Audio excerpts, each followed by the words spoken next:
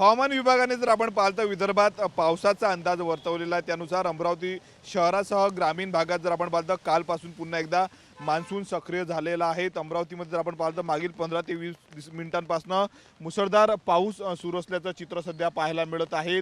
यावर्षी जर आपण पाहतो सुरुवातीलाच मान्सून जो आहे तो उशिरा दाखल महाराष्ट्रामध्ये झाला, विदर्भामध्ये झाला आणि त्यानंतर पेरणी जे आहे ते जर आपण पाहतो अमरावती जिल्ह्यामध्ये लांबणीवर गेलेल्या होत्या, परंतु आता पाऊस पुन्हा एकदा सक्रिय झालेला आहे। सध्या मी अमरावती शहरामध्ये आणि आपण दृश्यांमध्ये बघू शकतो पाऊस संततधार सुरू आहे, त्यामुळे नागरिकांना जो आहे तो उकाड्यापासून दिलासा मिळालेला आहे। दुसरीकडे शेतीच्या कामांना जी आहे ती लगबग आता वाढण्याची शक्यता आहे। एकंदरीत जर आपण पाहतो पुढील 3 ते 4 दिवस अशाच पद्धतीनं पावसाचा अंदाज जो आहे तो वर्तवण्यात आलेला आहे। दुसरीकडे पश्चिम विदर्भातील यवतमाळ असेल, वाशिम, अकोला त्यानंतर बुलढाणा या जिल्ह्यामध्ये देखील पावसाचा अंदाज वर्तवण्यात आलेला आहे। आपण बघू शकतो घराबाहेर निघताना नागरिक जे आहेत ते पावसापासून संरक्षण व्हावे यासाठी पुरेपूर काळजी घेत असल्याचं चित्र पाहायला मिळत आहे। रेनकोट घालूनच नागरिक जे आहेत ते सध्या घराबाहेर पडत आहे। मागील 15 ते 20 मिनिटांपासून संततधार पाऊस जो आहे तो सध्या अमरावती शहरामध्ये आहे।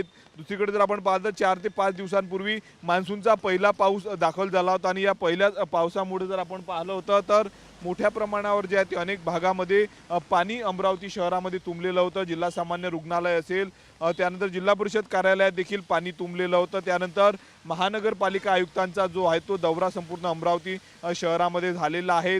एकीकडे नाल्यांची सफाई झाली असली तरी मात्र दुसरीकडे अनेक भागामध्ये या पावसामुळे जर आपण पाहतो नाल्या तुंबत असल्याचं पाहायला मिळत आहे।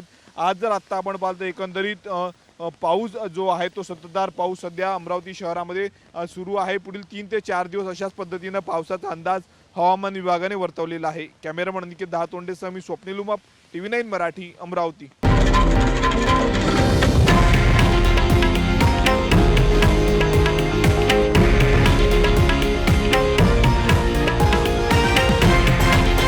हे आहे देशातील नंबर 1 न्यूज नेटवर्क आणि आपण पाहत आहात TV9 मराठी, एकमेव।